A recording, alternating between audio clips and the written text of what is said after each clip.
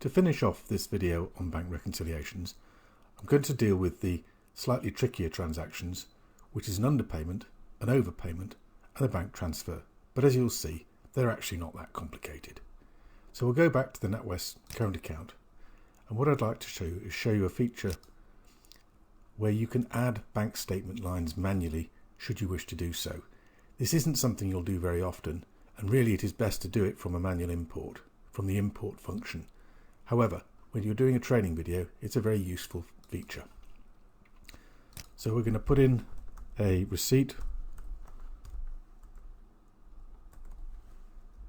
from MGS for invoice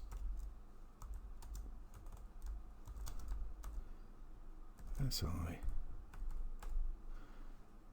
65, and the receipt amount here is 2670.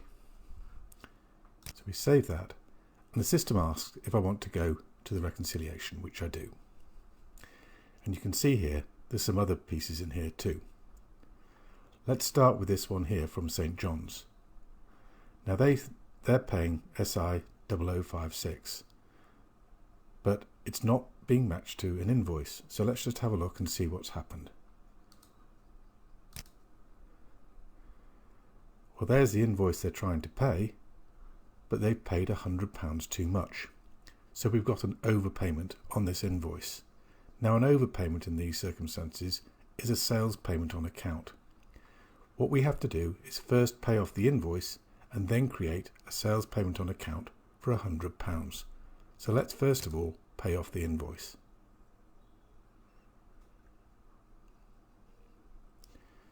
This was paid on the 21st.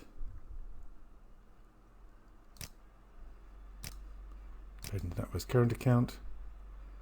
And this is an overpayment.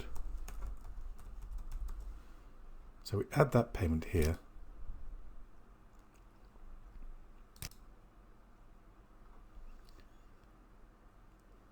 And then we need to go to the sales menu and create a sales payment on account. The St. John's. It's come up very kindly, and this is an overpayment. It was £100, and that was gone into the NatWest bank account,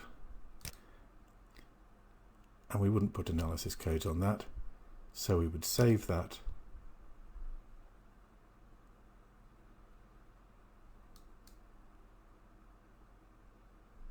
and we would post it.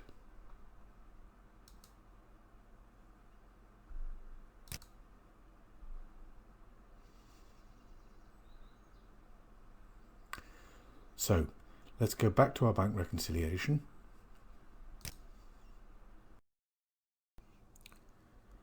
So we go back now to the reconciliation and reconcile the account.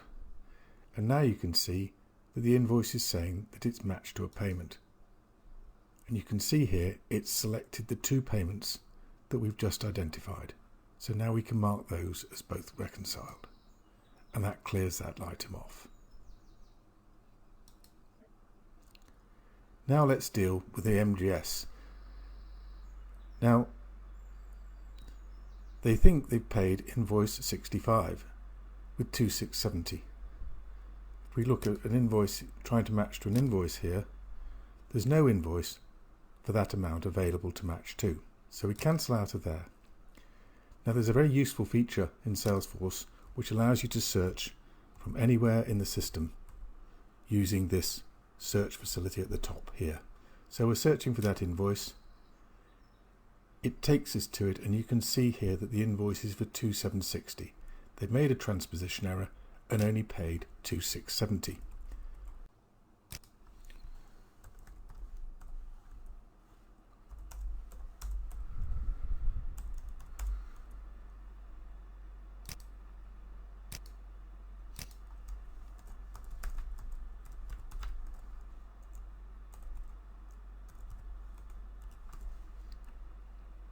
So we add the payment.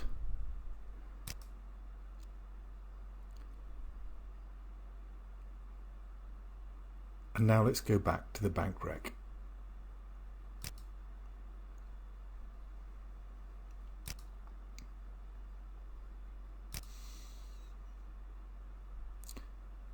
Here you can now see that it's matched to the payment, so all is well and good. So let's match that. Oh, I've called it an overpayment, but we know what I mean, and let's just reconcile that.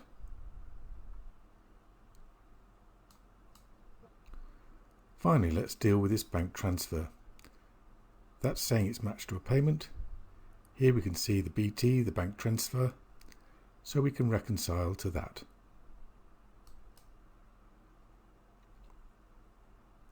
And that's reconciled successfully. But actually, let's just have a look at something. It's still showing as unreconciled on the reconciliation report, and that's because we haven't reconciled the other end of the transaction. This was transferred from the Eurobank account. So let's go to that account and reconcile it there as well.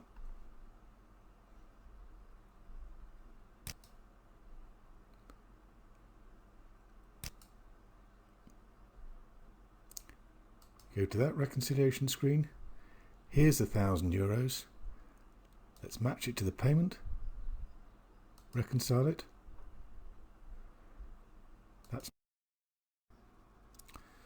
So let's go back to the GBP current account reconciliation report and see how it looks now. And sure enough, the transfer has now disappeared and we're now fully reconciled. So that concludes the bank reconciliation video. I know it's been a long one, but the bank rec is the most important financial control and worthy of the attention. So good luck with the test, and I'll see you on the next video. Thank you.